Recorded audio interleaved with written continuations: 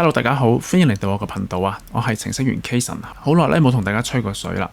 因為咧最近小弟嘅工作都比較繁忙啦，咁同埋因為 Kason 咧就想即係每一集嘅內容都係帶俾大家一啲新嘅資訊啦，同埋確保咧係有質素嘅。咁所以咧 Kason 為咗唔粗製濫造咧，咁上個禮拜咧就 skip 咗一次嘅。係啊，大家好嘛？最近 OK 嘛？我知道咧喺我個頻道入邊咧，即係都有啲朋友仔咧有定期收聽嘅，好多謝你哋支持啊！咁Kason 會繼續努力嘅，咁咧都請大家咧唔好忘記去 share 啦、讚好啦，同埋 comment 同埋訂閱啦。如果未訂閱嘅朋友嘅話，就今日咧主要就會同大家咧 share 一啲新嘅資訊啦，即係關於一啲 IT 啊，尤其係一啲AI 嘅發展咁樣啦。咁話說咧，最近即係有一單好得意嘅新聞啊！咁唔知大家有冇聽過啦？就係咧有個日本人啦，好似係啦，日本嘅開發者咁咧就推出咗一個 AI 佛祖啦。咁咧就無論係你有啲咩嘢煩惱咧，咁就全部都可以問。咁我覺得呢個 idea 其實幾得意嘅。咁就坦白講咧，其實 Kason 都有諗過咧，即係利用 ChatGPT 嘅 API 啦，咁咧就去即係個網站啦，咁同人哋去即係俾啲 service 俾啲朋友啦嚇，咁俾佢哋可以去 check 咁樣嘅。咁但係覺得其實而家好多人都可以即係 access 到呢個ChatGPT 啦。咁究竟仲有冇一個咁樣嘅需求咧？咁樣咁所以最後咧 Kason 就冇做到啦。咁但係一個日本嘅朋友咧，咁佢就整咗啦咁樣。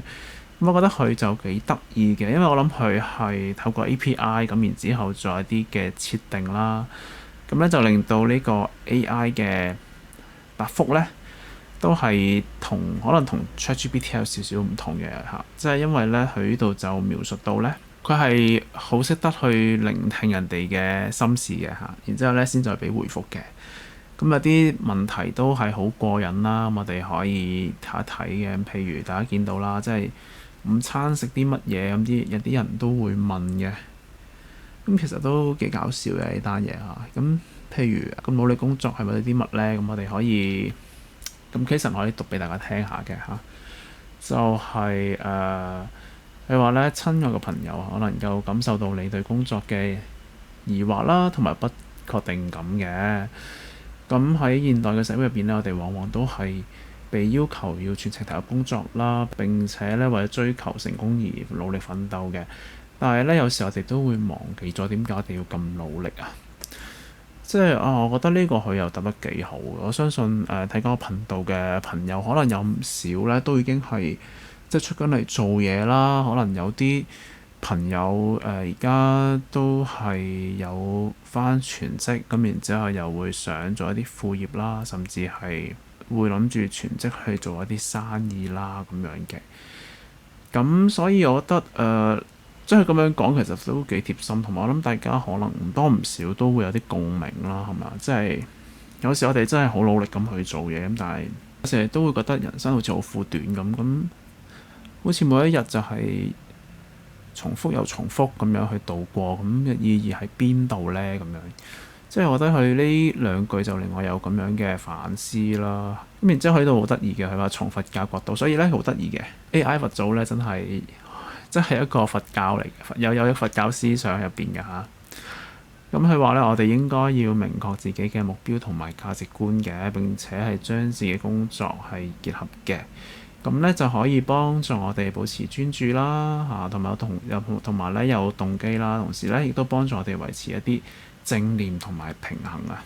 咁喺心理學嘅角度嚟講咧，我哋需要意識到自己嘅工作價值同埋動機係啲乜嘢啦，咁可以幫助我哋咧去理解自己嘅需求同埋動機嘅，並且咧確定我哋係咪需要重新評自己嘅工作目標咁樣嘅。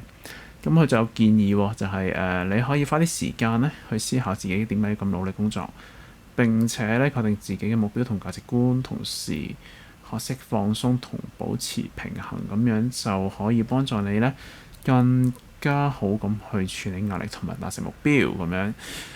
睇完下面呢啲咧，咁我就覺得其實佢就唔知大家覺得點啦嚇。咁 Kason 就覺得吹水係比較多嘅嚇。咁但可能某程度上咁都可以叫做安慰下人嘅，係咪？咁但係我就覺得麻麻地啦。咁唔知大家覺得點？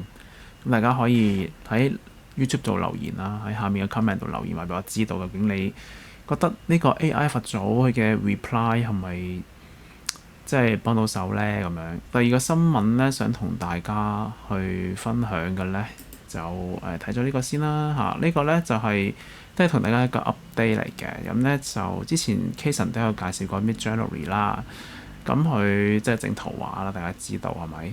咁但係因為咧佢因為要收費 Midjourney 咁，但係對啲新用戶咧佢係有免費試用啦，咁所以好多人為咗想免費咧，咁就不斷咁開啲新嘅 account 咁就去用啦。咁但係咧咁樣就令到 Midjourney 咧嘅 CEO 咧就覺得咁樣唔掂當咁樣，咁於是咧 Midjourney 咧就暫停咗免費試用啦。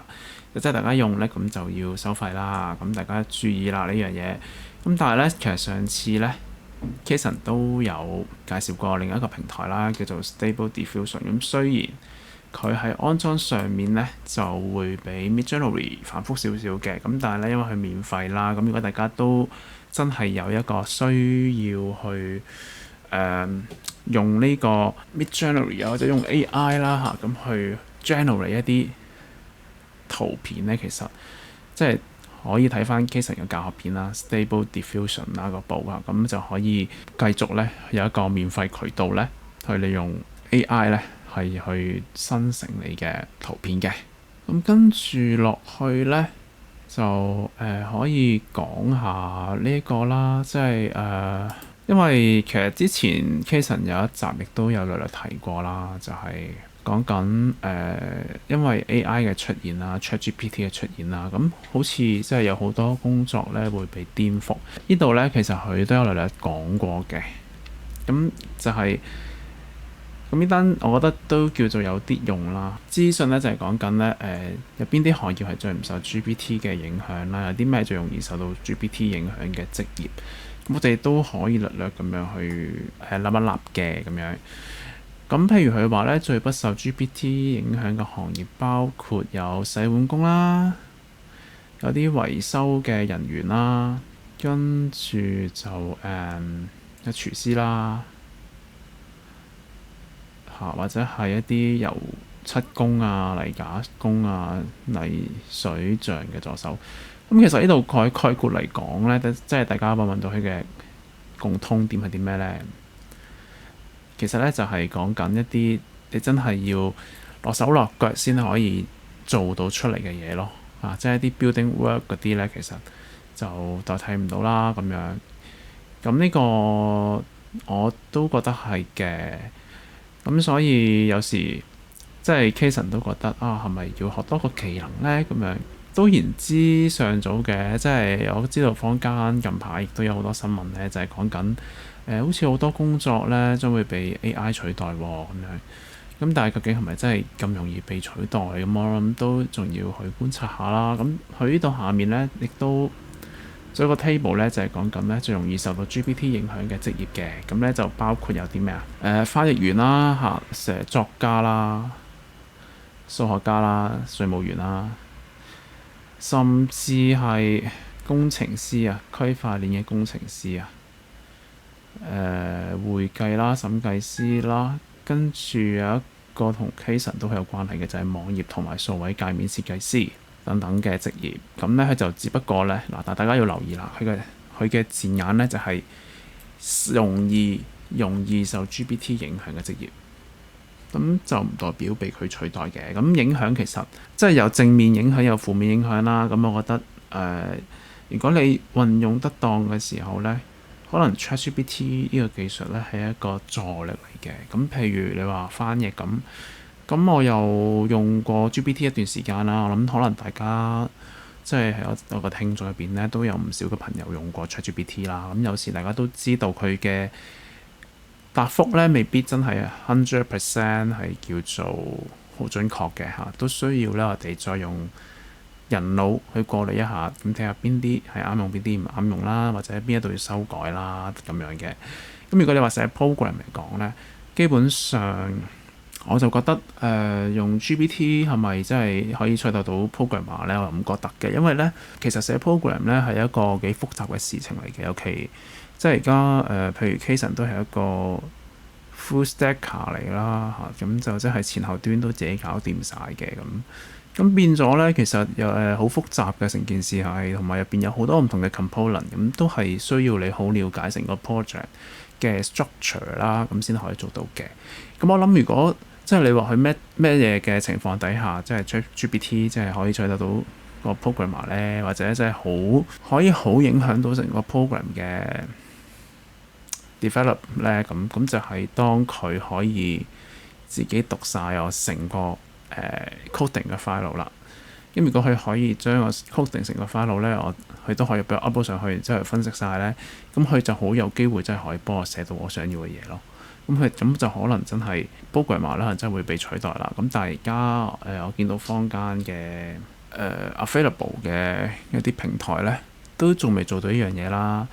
咁但係亦都有個小資訊，即係同大家可以分享嘅。咁譬如如果你係一啲冇涉及到 back end 嘅 programming 咧，咁確實咧 ChatGPT 應該可以幫到手嘅。譬如係咩 Excel 咯，同埋即係 Excel 嘅 formula，其實某程度上都係好似我哋寫緊 program 嘅嗰啲我哋叫做函數嘅嘢啦。咁如果你有啲 Excel 嘢你係唔識嘅話咧，咁你都可以將佢咁，當然你係要好清晰咁去描述啦。咁你描述得好咧，ChatGPT 咧都好有機會，可能有7-8成或者8-9成嘅機會咧，可以俾到一條啱嘅 formula 俾你嘅。咁咧就變咗你即係慳咗時間啦，因為你唔使自己再去揼得咁辛苦啦，同埋上網去揾資料揾得咁辛苦啦咁樣咯。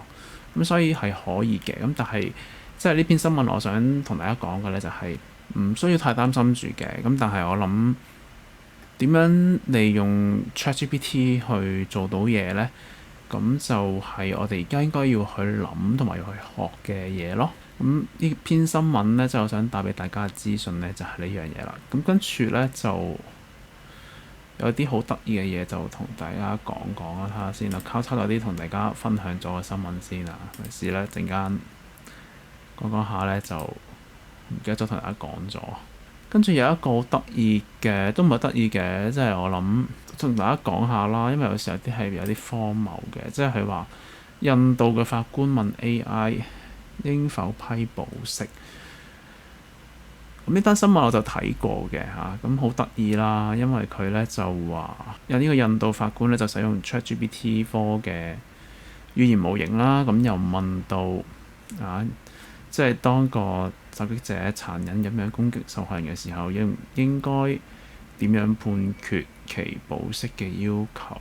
咁佢話點解啊？佢話因為呢個法官呢就唔識得點樣處理一啲咁樣嘅情況咁樣，咁於是呢就向 ChatGPT 求助啦。嗱，咁呢個呢我就覺得唔知大家知唔知其實印度呢嘅貪污問題都比較大嘅。所以咧，我就覺得呢單嘢就有啲流流地，有啲係即係如果你叫 Kason 陰謀論啲去諗，我覺得佢係一個推手咯，即係宣傳呢個 ChatGPT 咯。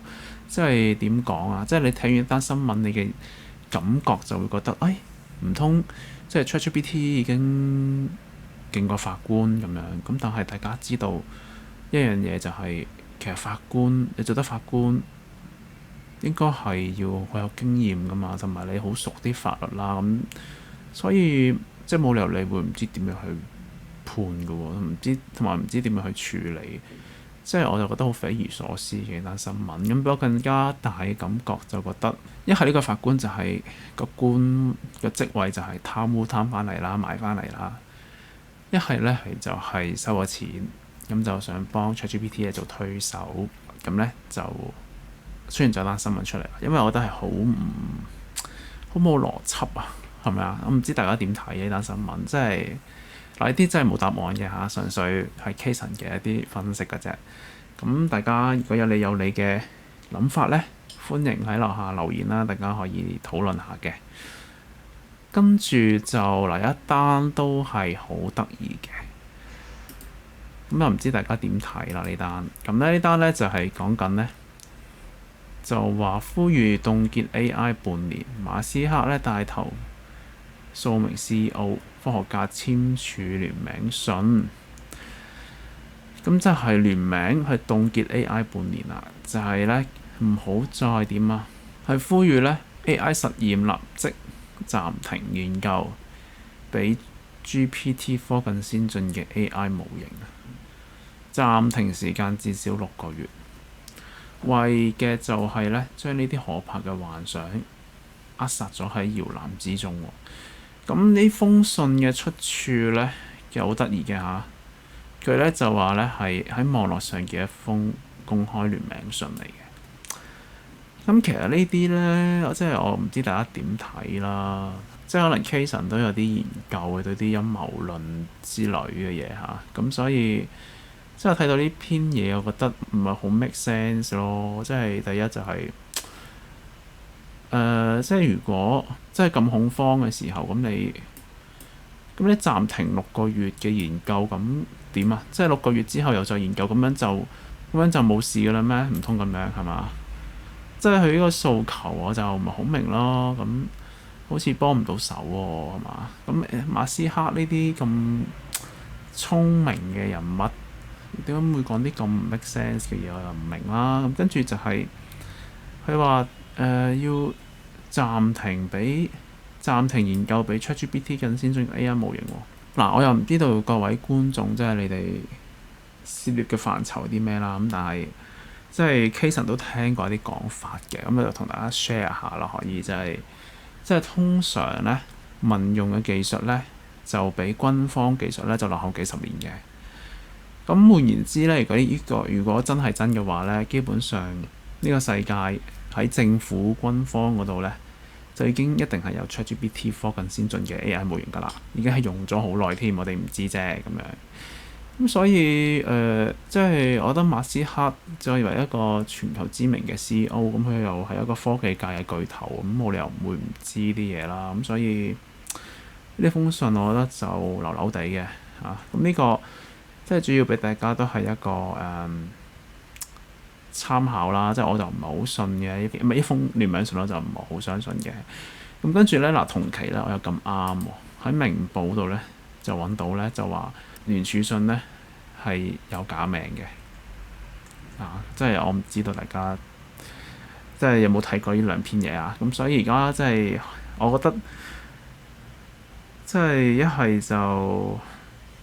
係就呢個聯名信咧，其實咧係有一個宣傳啦即係宣傳 ChatGPT 啦。點樣咁講？即係我覺得呢單新聞聯名信呢單新聞走出嚟咧，亦都係繼續吹捧緊 ChatGPT 有幾勁咯，係嘛？咁所以我覺得佢似係一個宣傳就多過真係一封堅嘅聯名信咯。我唔知大家點睇啦咁樣。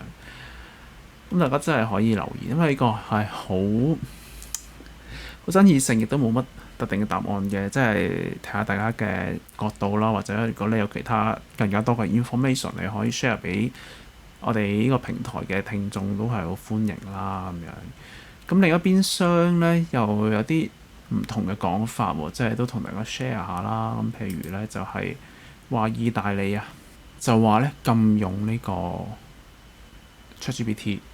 咁個原因咧就係因為咧佢話咧佢係唔尊重用戶嘅數據嘅，咁同埋咧係唔可以驗證用戶嘅年齡咁樣。嗱呢啲咧就真係我都唔知啦。咁但係咧可能佢講呢樣嘢係有啲道理嘅喎，因為佢話點啊？佢話OpenAI 咧原來佢係會大規模去收集同儲存個人數據嘅喎。嗱我哋真係我哋唔知佢背後係做啲咩啦。咁但係我哋又真係由現實啲咁睇，我諗大家都聽過啦，即係好多人都有註冊到 ChatGPT 嘅。咁可能佢真係攞咗好多嘅 data，同埋你知啦，即係我哋問佢嘅嘢，咁其實全部都落晒去個 database 嗰度噶嘛。咁你真係可以分析究竟而家啲人諗緊啲乜咧咁樣。所以我唔可以否認呢樣嘢嘅。同埋意大利即係你知啦，即係一個國家級嘅機構咧。如果真係咁樣講就即係如果佢冇啲乜嘢實質嘢咧，我覺得佢哋好難咁講嘅。咁同埋咧，其實 ChatGPT 大家知道有啲國家係唔俾用噶嘛，譬如中國啦、伊朗啦、北韓同埋俄羅斯嘅。咁究竟 ChatGPT 背後係咪真係會收集咗我哋好多資料，我哋唔知呢？咁大家又可以繼續留意下啦。咁亦都即係呢篇新聞，我諗可能同大家分享完就大家都可以留意下啦，或者用嘅時候睇下點樣可以小心啲啦，唔好留太多個人資料啦，即係敏感嘢就或者就唔好問 ChatGPT 啦。有時可能都係靠自己，即係唔好過度使用啦。成日都咁講係咪？即係雖然自己都係一個 IT 人咁，但係有時佢講得冇錯嘅，即係咁。我哋問嘅嘢確實係會儲咗落去 ChatGPT 嘅 database， 一定係㗎啦，一定會攞到嘅一樣嘢，係事實嚟嘅，呢個一定係。咁所以大家小心啦嚇，呢個都係大家即係俾大家一個資訊啦咁樣。好啦，咁我哋咧去到最後一個 topic 啦，咁咧就係好得意喎，就話咧為咗精簡生活咧，美國嘅部分之世代咧係改用翻呢啲舊式嘅手機啊，因為咧佢哋想點啊？佢話咧呢個一個機構我唔知係咪讀 Luditu 啦 Ludic 啊，我唔知係咪咁讀啊嚇。咁就想花多啲時間，即係唔好成日都沉迷喺手機嗰度啦嚇。咁就真係用一個現實嘅環境咧，咁就去探索一啲周圍嘅世界啦。咁好過咧，我哋淨係透過手機去睇呢個世界嘅。咁呢個其實我都覺得係有反思嘅，即係有都係啱嘅。如果我哋沉迷咗喺太多社交媒體啊或者網上世界嘅時候，咁究竟我哋所吸收到嘅資訊幾多係真幾多係假呢？咁樣係咪？同埋我唔知大家知唔知道啦，即係其實我哋所接收到嘅資訊可能係可以人為操縱嘅咧，係咪先？我相信大家嚟嚟去去都係幾個好大嘅平台啦，Google 咁大家一定係會用啦。咁但係 Google 俾你嘅新聞究竟係咪一個全部咧？定係其實即係佔呢個全世界嘅新聞10%咧？咁但係因為我哋成日都接觸，就係透過手機去接觸呢個世界，咁所以就以為呢10%就係世界嘅全部咧。咁所以呢單新聞我諗都係可以為大家帶嚟一啲嘅反思嘅，係啊，即係雖然 Kason 係一個 IT 人咁，但係其實我諗我都係比較理性咯，我又唔會即係 IT 對我嚟講係個工具咯，但係我又唔覺得所有嘢都一定要好電子化咁，呢個世界先美好。咁但係適當嘅電子化啦，運用 IT 嘅科技咧，咁係可以幫到我哋做啲嘢快啲、方便啲嘅，係啦。好啦，咁今集嘅內容咧就去到呢度先啦嚇，都唔短時間啦。咁咧，我哋下一集再見。記得咧，一定要 share、comment、subscribe 同埋咧撳埋個啷啷，咁咧就可以即時收到 Kason 最新嘅資訊啦。咁同埋咧，當你想聽翻嘅時候咧，都可以即刻揾到嘛。咁咧，祝大家生活愉快啦！我哋下次再傾過啦，拜拜。